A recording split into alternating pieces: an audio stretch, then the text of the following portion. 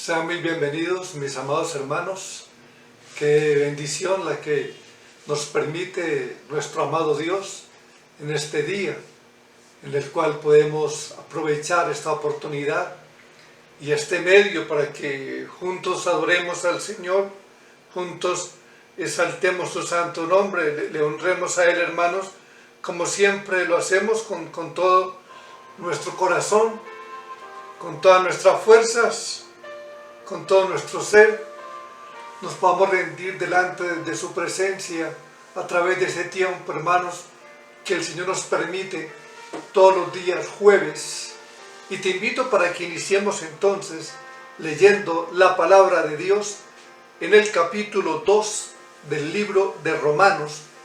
Y vamos a leer los primeros 5 versículos que dicen: por lo cual no tienes excusa, oh hombre, quien quiera que seas tú que juzgas, pues al juzgar a otro, a ti mismo te condenas, porque tú que juzgas practicas las mismas cosas.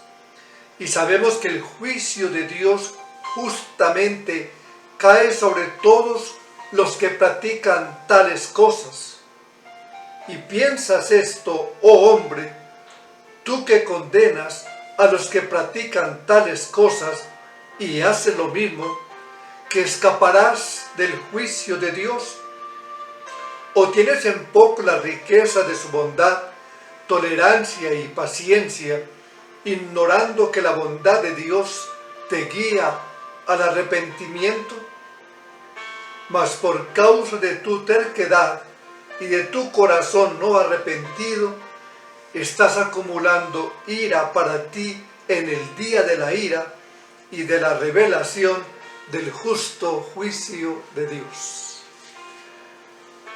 Señor, que en esta noche, al estar delante de ti, Señor, al invocarte, Padre, al darnos esa libertad, Señor, y ese privilegio de poder adorarte, exaltar tu nombre, de poder, Dios, dirigirnos a ti para hablarte de una manera, Señor, íntima,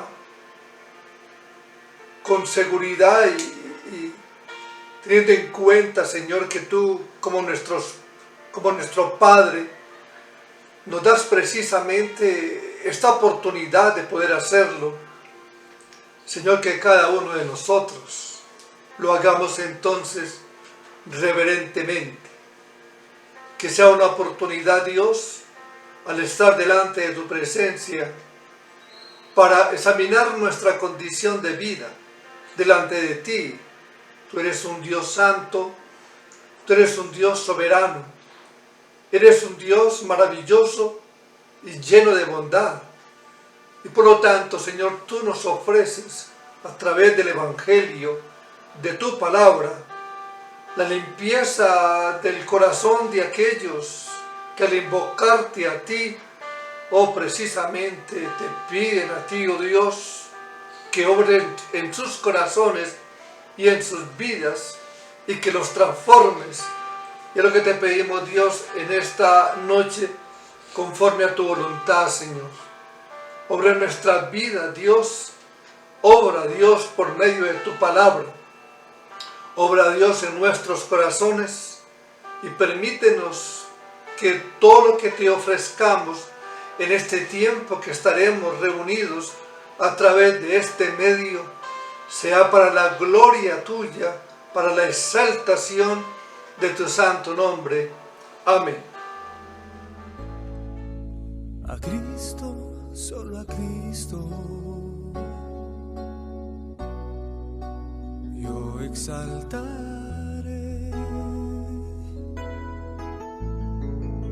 A Cristo, solo a Cristo,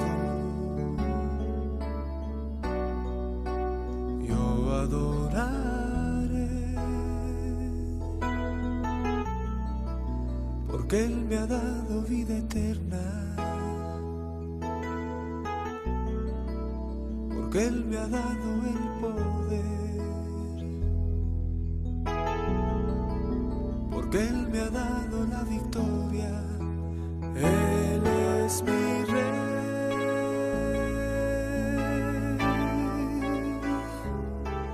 A Cristo he proclamado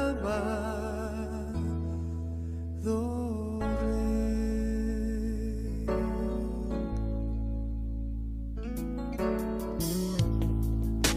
A Cristo, solo a Cristo, yo exaltaré. A Cristo, solo a Cristo, yo adoraré. Porque Él me ha dado vida eterna. Porque Él me ha dado el poder. Porque Él me ha dado la victoria. Él es mi Rey.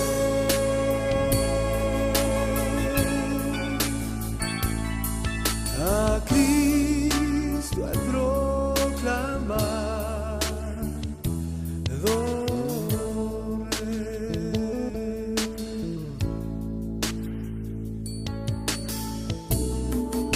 Porque Él me ha dado vida eterna.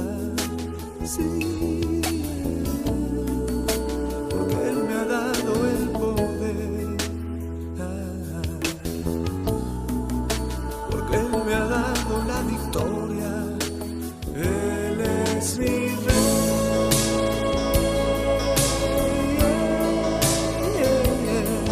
A Cristo he proclamado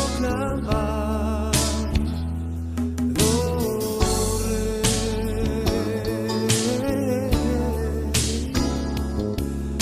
A Cristo he proclamado Rey.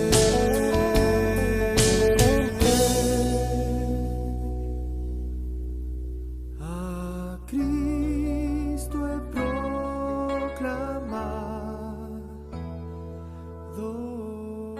Rey.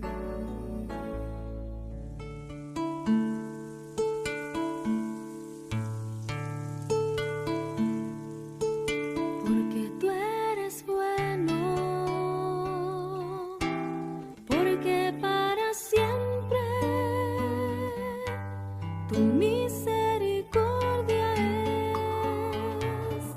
Cada mañana al despertar, sé que en ti puedo confiar. Me sostienes por tu gran fidelidad. Porque tú eres bueno, porque tu justicia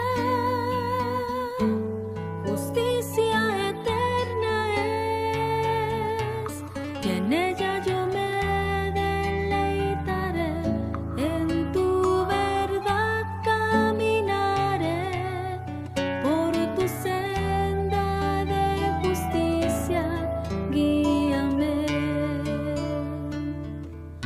Porque tú eres bueno, porque para siempre tu misericordia es.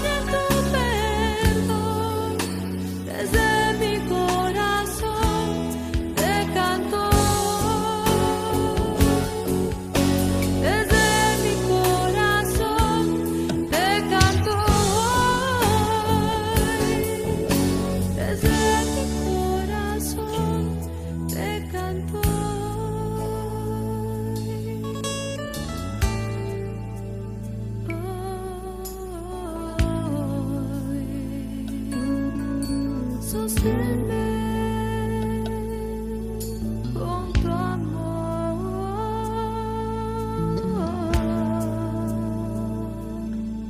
dame más de ti, Señor.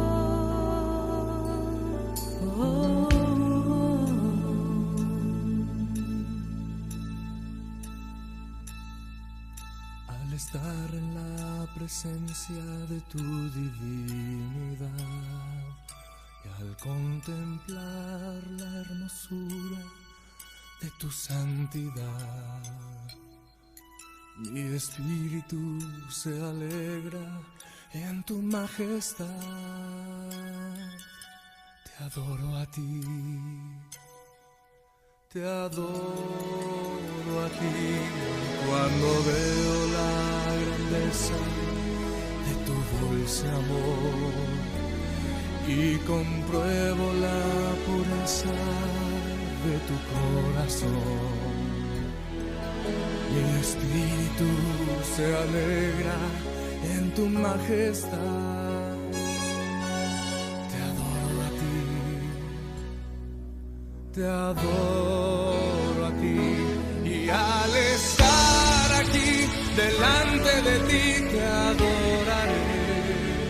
Postrado ante ti, mi corazón te adora, oh Dios, y siempre quiero estar para adorar y contemplar tu santidad. Te adoro a ti, Señor, te adoro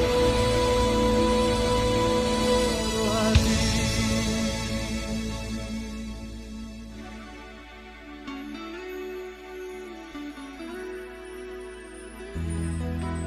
Al estar en la presencia de tu divinidad y al contemplar la hermosura de tu santidad, mi espíritu se alegra en tu majestad. Te adoro a ti, te adoro a ti, cuando veo la grandeza de tu dulce amor y compruebo la pureza de tu corazón. Mi espíritu se alegra en tu majestad. Te adoro a ti, te adoro a ti, al estar aquí delante de ti te adoraré. Postrado ante ti, mi corazón te adora, oh Dios, y siempre quiero estar para adorar y contemplar tu santidad. Te adoro a ti, Señor, te adoro a ti, y al estar aquí delante de ti te adoraré. Postrado ante ti, mi corazón te adora, oh Dios, y siempre quiero estar para adorar y contemplar tu santidad. Te adoro a ti, Señor, te adoro a ti. Te adoro a ti, Señor, te adoro a ti. Quiero levantar mis manos, quiero levantar mi voz, ofreciendo a ti mi vida. Santidad y amor, Padre, solo a ti te ofrezco mi vida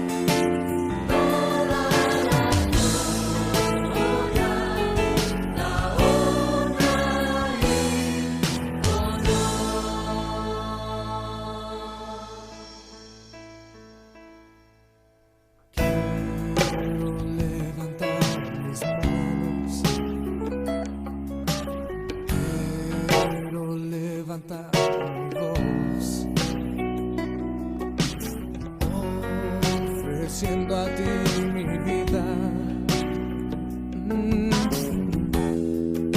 En santidad y amor. Padre, solo a ti te ofrezco mi vida y mi corazón, y me postro en tu presencia en adoración.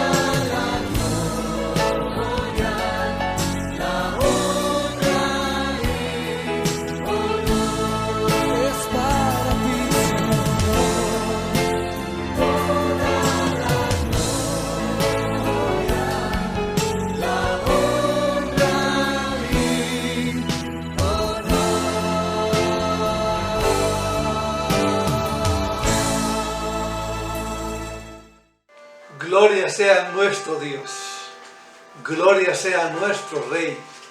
Santo es su nombre, y qué bendición, hermanos, la que nos da en esta noche, de poder dirigirnos a Él con la libertad que cada uno de nosotros, realmente Dios en su gracia y amor, nos ha permitido hacerlo.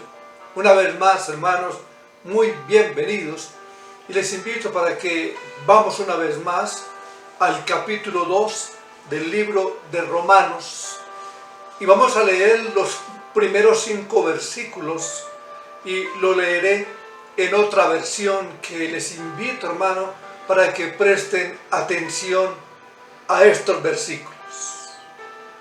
Tal vez crees que puedes condenar a tales individuos, pero tu maldad es igual que la de ellos, y no tienes ninguna excusa.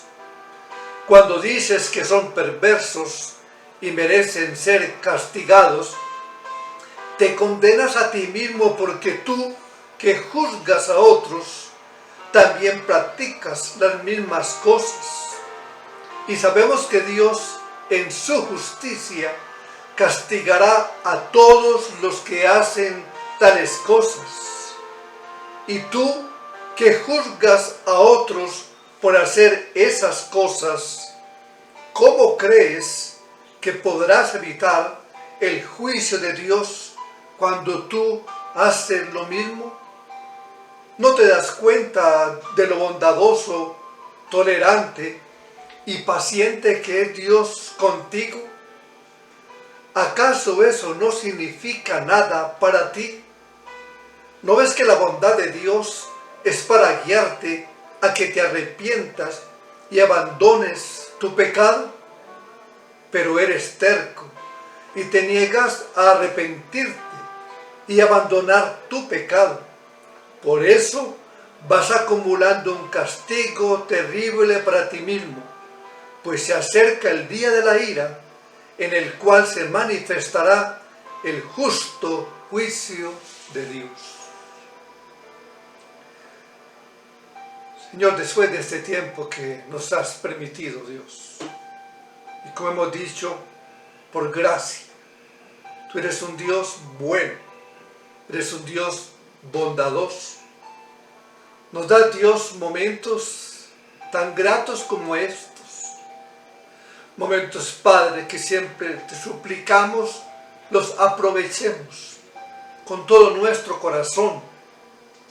que los aprovechemos, Dios, de la manera más reverente, y que podamos, Dios, también aprovechar en tu presencia esta oportunidad tan grande que tú nos permites para poder compartir y estudiar tu santa palabra. Abre nuestros oídos, abre, Dios, y ablanda nuestro corazón, y permítenos, en nuestro ruego, bendito Dios, permítenos que esa palabra llegue a lo más profundo de Él, de nuestra vida, de nuestro corazón. Amén. Un texto, hermanos, bien importante. Un texto, hermanos, que tenemos que aprovecharlo. Y como hemos orado y rogarle a Dios, Dios, en tu misericordia, habla nuestra vida, Dios. Señor, estamos delante de ti para escucharte precisamente. Enséñanos, reargúyenos, instrúyenos, pues Dios, queremos hacer tu voluntad. Hay personas, hermanos, y mucho más en este tiempo, que creen que si algo tiene la fe cristiana, es indudablemente que promueve un estándar de moral bueno, elevado, dicen ellos. Que se propague el Evangelio, después de todo, es una oportunidad que va a traer un resultado positivo, pues va a permitir un aumento de decencia realmente, y es algo que nuestra sociedad necesita urgentemente. Tal vez oramos a Dios, Señor, precisamente que tu palabra transforme y cambie a todas estas personas, y quizás tenemos un grupo selecto que tanto necesita de ti. Y es por esa misma razón, por pensar así, que muchos no sienten ninguna necesidad del Evangelio, porque ellos presuponen, y quizás también nosotros, que han alcanzado un nivel bastante aceptable moralmente hablando, y que por lo tanto ese Evangelio debe de ser llevado a los delincuentes, a los criminales, a los drogadictos, a las prostitutas, porque es evidente que ellos sí tienen esa necesidad, ellos sí necesitan lo que el Evangelio les ofrece. Hay un sector, hermanos, de la sociedad que se cree y se siente que es lo suficientemente bueno para que perdamos el tiempo en ellos tratando de evangelizarlos. Sería como tratar de llevar un operativo médico a un grupo de personas que gozan de un excelente estado de salud. ¿Cuántos podemos pensar de esa manera? Sin embargo, lo que Pablo nos demuestra en la carta a los romanos es que precisamente no hay un solo ser humano en todo el planeta que no necesite del Evangelio. Porque todos nos quedamos cortos de alcanzar lo que Dios exige, el estándar de su justicia, porque Él es un Dios perfectamente justo. Está la condición nuestra frente a la justicia de Dios, que por causa de nuestros pecados, la única manera que nosotros tenemos para salvarnos es aceptando como un regalo la justicia que el mismo Dios ofrece en el Evangelio, y que lo ofrece por medio de la fe en Jesucristo. En palabras más sencillas, la justicia, el grado de justicia que nosotros necesitamos para llegar al cielo, es nada más y nada menos que la justicia de Dios. Así que si nos queremos salvar, necesitamos que Dios, en su gracia, nos dé esa justicia. Y eso es básicamente lo que Pablo nos dice en estos textos y en uno de los textos claves que hemos visto en el capítulo 1, versículo 16 de Romanos, donde dice Pablo: porque no me avergüenzo del Evangelio, pues es el poder de Dios para la salvación de todo el que cree, del judío primeramente y también del griego, abarcando toda la humanidad, porque del Evangelio la justicia de Dios se revela por fe y para fe, como está escrito: mas el justo por la fe vivirá. Por la fe vivirá, no por sus obras, no por sus obras. Esa es la buena noticia del Evangelio, que Dios ha provisto la justicia que nosotros necesitamos y de la cual, hermanos, podemos apropiarnos únicamente por la fe. Fuera de esa justicia, dice Pablo, todos estamos bajo la ira de Dios por causa de nuestros pecados. Y noten aquí mismo que después de decir que el Evangelio se revela la justicia de Dios, ahora Pablo nos explica por qué necesitamos de esa justicia.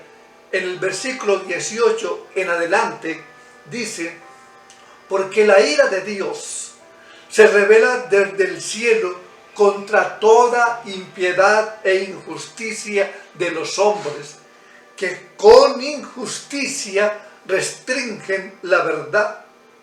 Porque lo que se conoce acerca de Dios es evidente dentro de ellos, pues Dios se lo hizo evidente.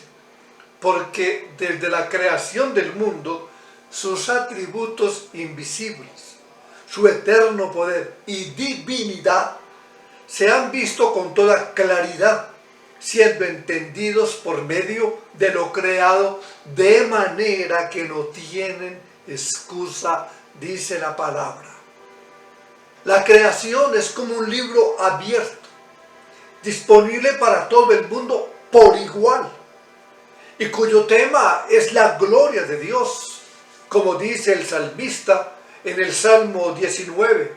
Los cielos cuentan la gloria de Dios y la proclaman, anuncian y proclaman la obra de sus manos, dice el salmista.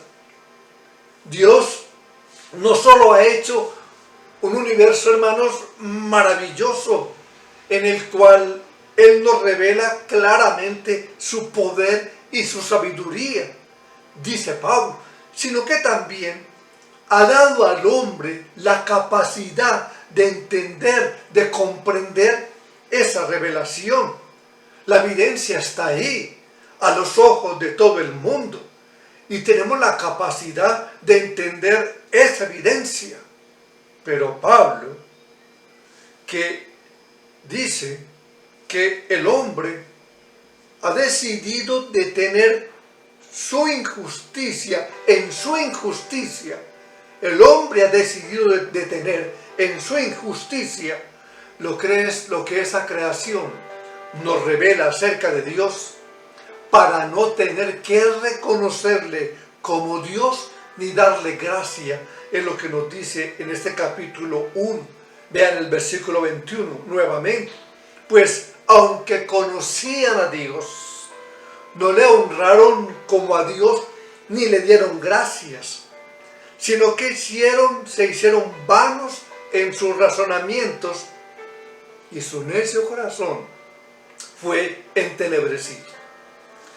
El hombre ha decidido detener con injusticia la verdad de Dios.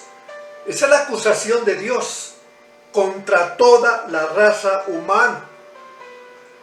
El hombre prefiere adorar a las criaturas, prefiere hacer esto antes que al Creador, y por eso Dios los entregó a seguir los impulsos depravados de su propio corazón, versículo 24. Por consiguiente, Dios los los entregó a la impureza en la lujuria de sus corazones, de modo que deshonraron entre sí sus propios cuerpos, porque cambiaron la verdad de Dios por la mentira, y adoraron y sirvieron a la criatura en lugar del Creador, quien es bendito por los siglos. Y eso es básicamente, hermanos, lo que hemos visto.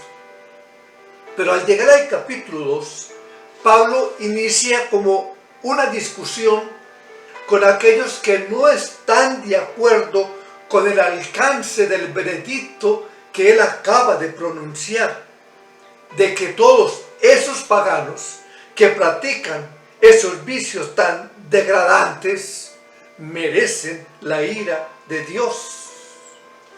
Pero ¿qué de nosotros? ¿Qué de nosotros que no vivimos de esa manera? En el mundo hay mucha gente moral, porque así se sienten, que se horrorizan ante el cuadro que se describe aquí. Aún, hermanos, en la sociedad pagana de aquellos días en los cuales Pablo estaba hablando, había hombres que condenaban enérgicamente ese tipo de conducta entre los paganos, porque así los llamaban. Y por otro lado, estaban ahí también los judíos, que cuando Pablo comenzó a predicar y comenzó a condenar los pecados de los gentiles, de los paganos, los judíos que estaban allí presentes decían, amén, amén, decían. Esa persona merece condenación. Esas personas realmente merecen la ira de Dios por causa de lo que hacen, por causa de su idolatría, por causa de su inmoralidad. Pero ¿qué de todas esas personas decentes? Todas esas personas moralistas que hay en el mundo, personas reconocidas en la sociedad por su alto nivel de decencia. ¿Qué de ellos? ¿Qué creemos nosotros también? ¿Cuántos de nosotros hemos hecho como separación, en cierta manera, de grupos?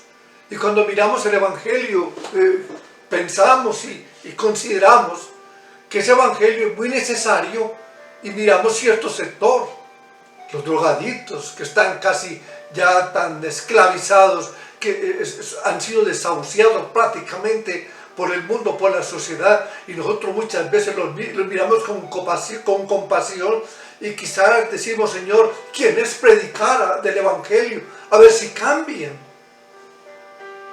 Las prostitutas, los altos delincuentes, que por su fama que han adquirido tan horrorosa, nosotros lo vemos como con esa necesidad. Señor, ten piedad. Señor, ten misericordia. Pero cuando vemos otro sector de personas que consideramos decentes, que son buenos, que hacen grandes obras, el doctor X, la persona Y, que es tan decente, que respira tanta decencia, que quizás pensamos, yo no creo que Dios sea tan injusto de condenar a una persona de esa clase. Dios es imposible. Tal vez pensamos así.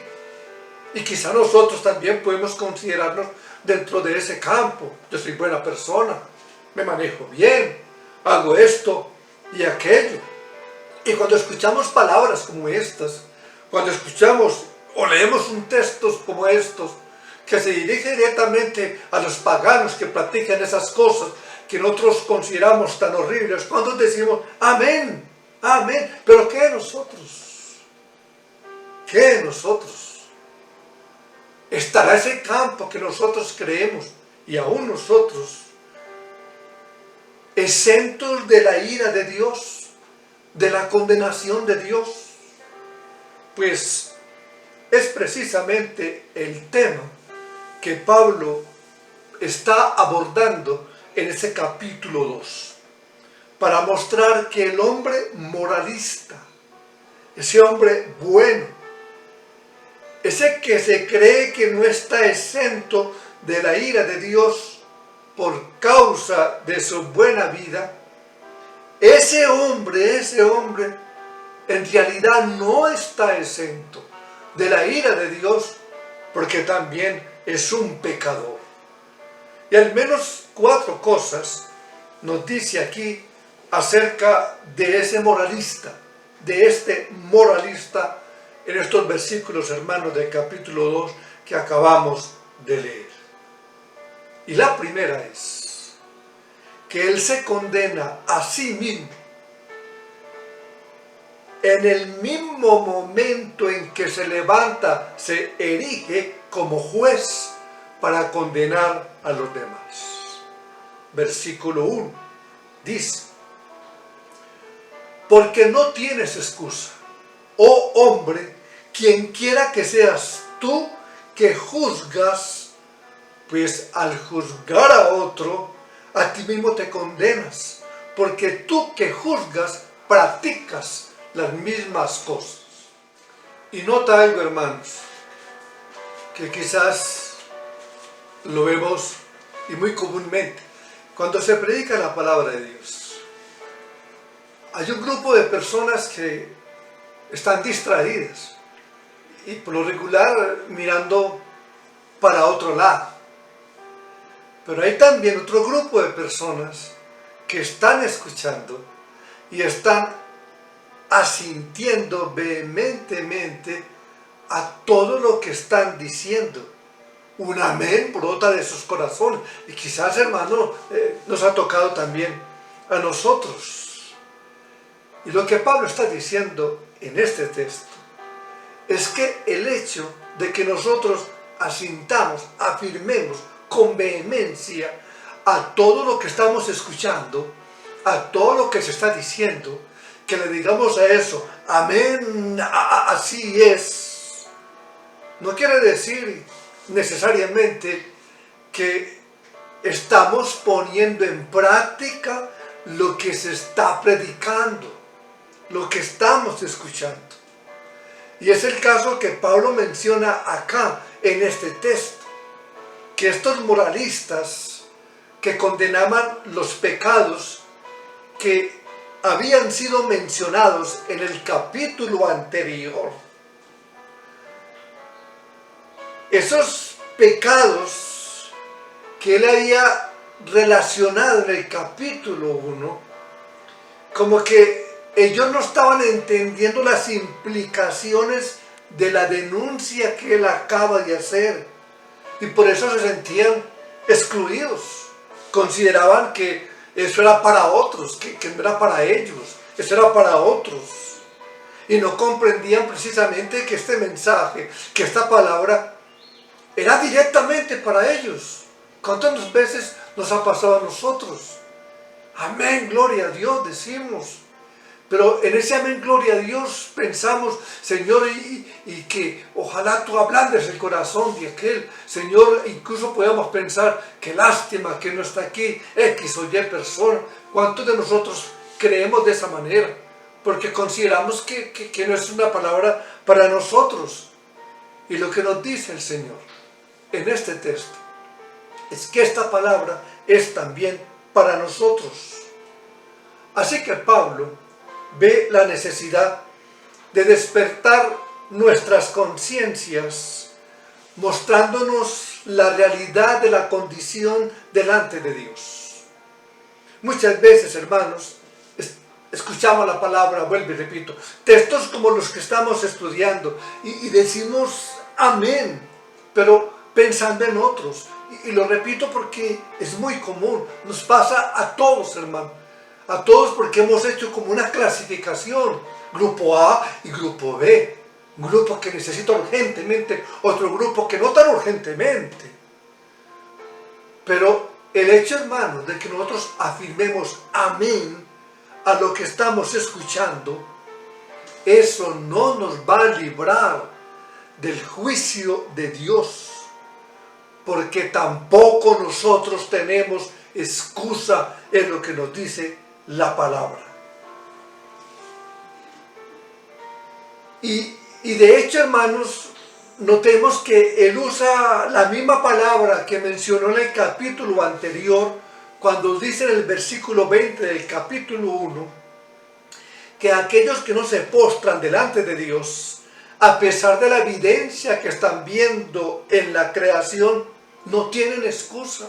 No tienen excusa. Es la misma palabra, por lo cual dice la Escritura, y nos dice el Señor a nosotros, no tenemos excusa. El hecho en sí, hermanos, de criticar tales pecados, de señalar tales pecados, no nos justifica en la presencia de Dios, sino que hace lo contrario, hace más severa la condenación, no por el hecho de que se pase juicio en sí, no por el hecho, porque precisamente, hermanos, Dios nos da la oportunidad de que reconozcamos pecados que son condenables. Ese hecho, hermano, de que nosotros pensemos de que estos pecados merecen la ira de Dios, no nos está diciendo a nosotros que no hagamos como una crítica correcta delante de esto. Pues lo que nos dice el texto, hermanos, lo que nos dice el texto, es que muchas veces nosotros somos jueces y pasamos juicio y cuestionamos y criticamos a los demás, y sin embargo, dice el texto, hacemos lo mismo. Los moralistas se creen mejores que los demás, y quizás nos puede pasar a nosotros, pero no porque sean mejores, sino porque tenemos o tienen esos moralistas un entendimiento equivocado de sus propios pecados, de su propia vida.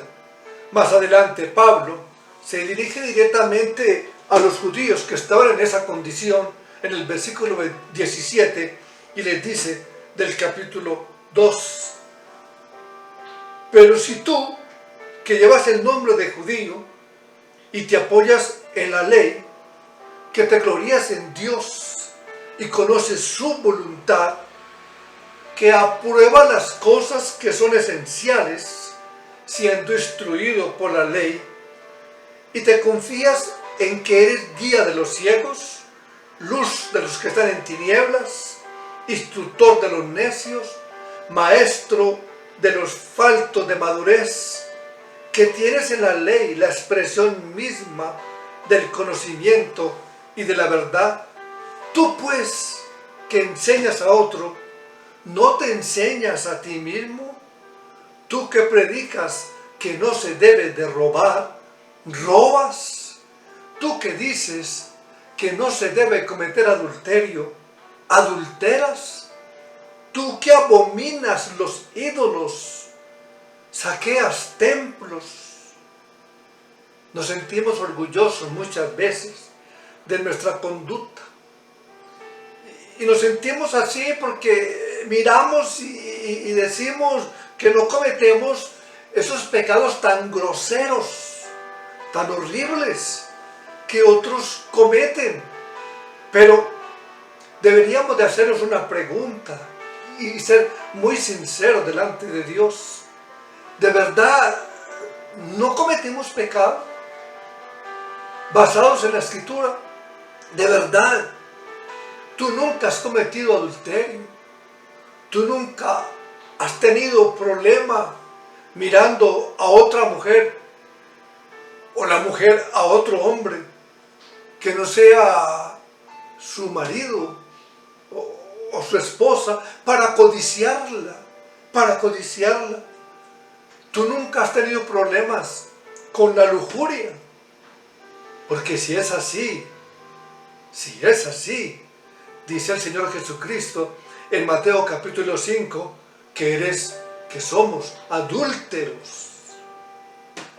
Y ejemplos más que nos dice la palabra, como cuando el Señor habla sobre el matar y hace la comparación con el odio, con el enojo, con el decir palabras denigrantes. Y lo hace para decirnos que eso, aunque no matemos, el tener esto en nuestro corazón, como el odiar como el enojo indebido, el decir palabras denigrantes, eso nos hace culpables delante de Dios, culpables del juicio de Dios. Por eso Pablo dice, tú que juzgas a los demás, practicas tales cosas, las mismas cosas. ¿Cuáles cosas? Las del versículo 29 del capítulo anterior. Porque Pablo está precisamente conectando una cosa con la otra. Mira el versículo 29 en adelante. Estando llenos, y escucha bien porque aquí estamos todos involucrados, estando llenos de toda injusticia, maldad, avaricia y malicia, colmados de envidia, homicidios, pleitos engañosos y malignidad.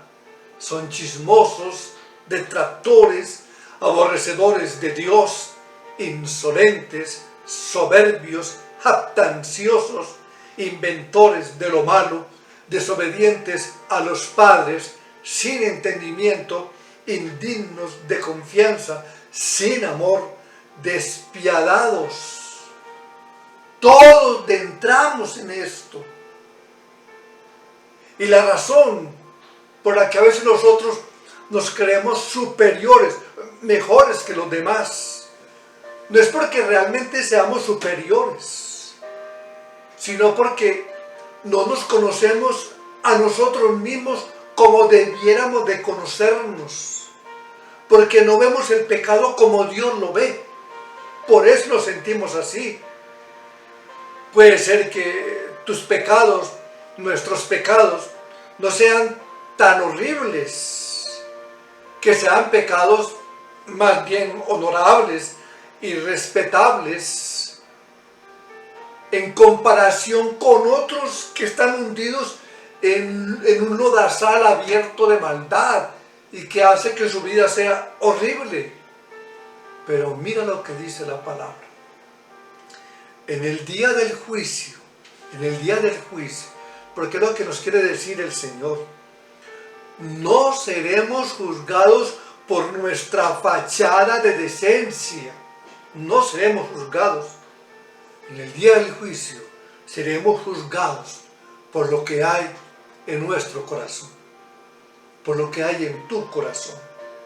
Versículo 2 del capítulo 2. Y sabemos que el juicio de Dios justamente cae sobre los que practican tales cosas. Mas sabemos, dice el texto, que el juicio de Dios contra los que practican tales cosas es según verdad, es lo que dice la Reina Valera. Más sabemos. Eso es lo que nos dice el texto.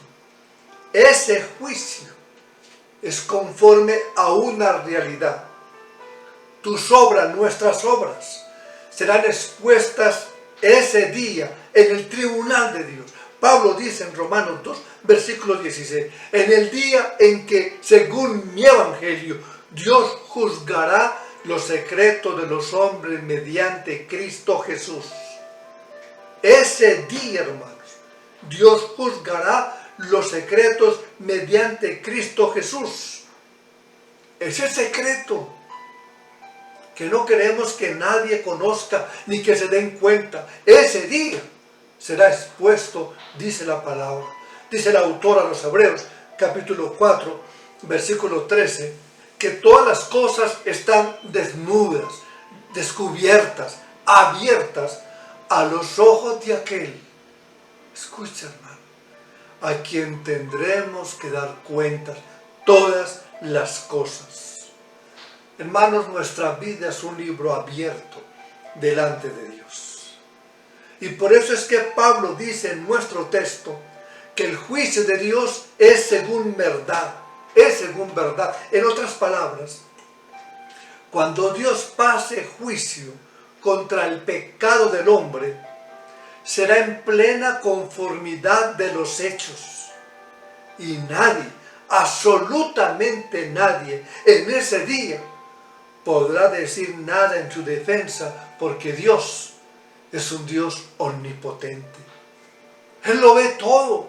Dios lo ve todo.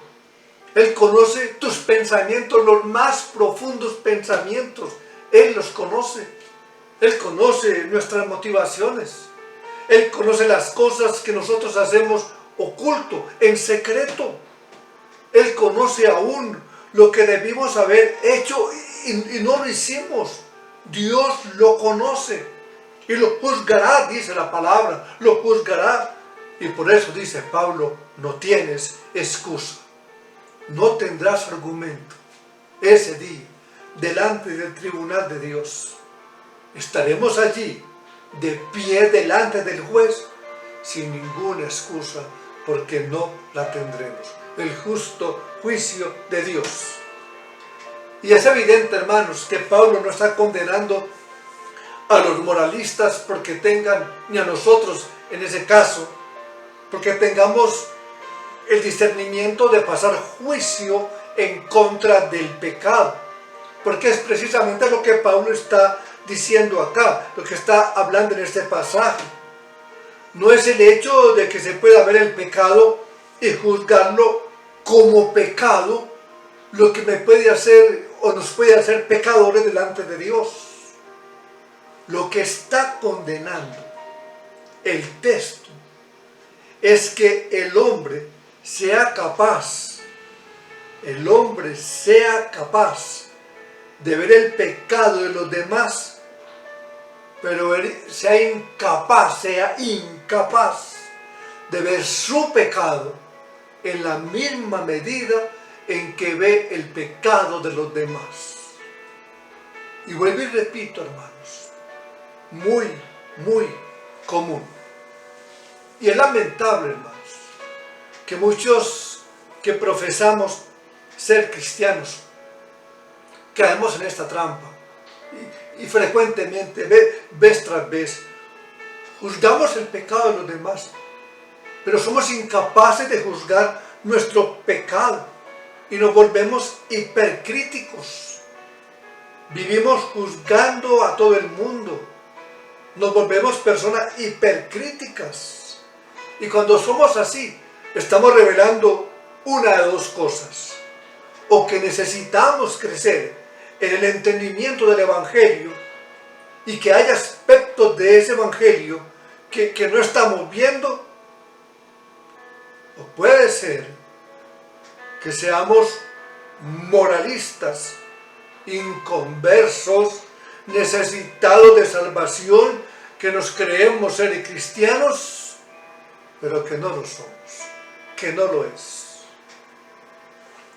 Y hermanos, en la misma medida en que nosotros crecemos en nuestro entendimiento de lo odioso que es el pecado, cada pecado, a los ojos de un Dios perfectamente santo, en esa misma medida debe de crecer nuestro aprecio por la gracia del Evangelio. Y eso nos debe de mover a ser compasivos con las faltas y pecados de los demás. Si tú estás creciendo en el Evangelio, necesariamente debes de estar creciendo en humildad. Debes de estar creciendo en humildad. Deberíamos de tener un espíritu compasivo, con un espíritu compasivo para aquellos que caen por alguna razón o circunstancia. El Señor nos dice en su palabra, y es lo que nos trata también de mostrar, es que no debemos de anular nuestro discernimiento de tal manera que no seamos capaces de percibir el pecado incluso en los demás. No, porque un verdadero creyente debe de hacerlo, pero un verdadero creyente no debería sentirse superior ante nadie, porque conoce también su corazón. Si tú te evalúas y conoces tu corazón verdaderamente, tú no te sentirías superior a nadie. Cuando nosotros conocemos nuestra maldad y que sabemos que si hemos podido desarrollar hoy una virtud cristiana, la hemos desarrollado precisamente es por la gracia de Dios. Es por la gracia de Dios, pero no nos hace superiores a nadie. Eso es, hermano, lo que hace el Evangelio. Es como dice Pablo en 1 Corintios capítulo 4, versículo 7, porque ¿quién te distingue? ¿Qué tienes que no recibiste? Y si lo recibiste, ¿por qué te jactas como que si no lo hubieras recibido? Estos moralistas, hipercríticos, se estaban condenando a sí mismos por su manera de actuar. Este es el tema, hermanos, que Pablo nos muestra en ese capítulo 2, para mostrarnos que el moralista, el que se considera de esta manera, no está exento de la ira de Dios. ¿Por qué? Por causa de su pecado. Y hemos visto un primer punto, y es que ese moralista se condena a sí mismo en el mismo momento en que se levanta como juez para condenar el pecado de los demás.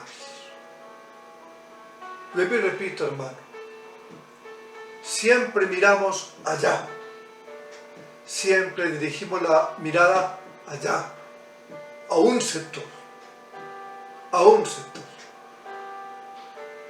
Como hemos dicho, hermanos, hemos hecho como cierta clasificación. Los que necesitan, los que nosotros consideramos que no necesitan. Y ahí estamos nosotros. Nos vemos, cuando vemos lo que practican, los que necesitan, nosotros nos vemos y quizá le decimos al Señor, gracias a Dios, porque no somos como ellos. Yo no practico esas cosas tan horribles, o quizás las practicábamos y por gracia ahora ya no las practicamos y nos podemos ver así. Señor, gracias que tú me sacaste de eso y luego los pecados tan horribles que ellos hacen, y en nuestra oración con carga delante de Dios, Señor, ten misericordia, obra en sus vidas, toca sus corazones, cámbialos, Dios. Levanta hombres que les prediquen, que les hablen tu palabra, para que se arrepientan y cambien, porque esos pecadores están dañando nuestra sociedad, nuestro país, están dañando todo. Y si vamos al campo de la iglesia, afean la iglesia, afean la iglesia. Dios, haz algo. Quizá lo vemos así, pero cuando miramos el otro sector, que nosotros consideramos son buenos, decentes, es que realmente esa gente se merece el cielo porque son muy buenos, hacen cosas muy positivas, es más, dan un testimonio ejemplar, y ahí nos colamos también nosotros, porque ahora estamos viviendo una vida decente, con buen testimonio.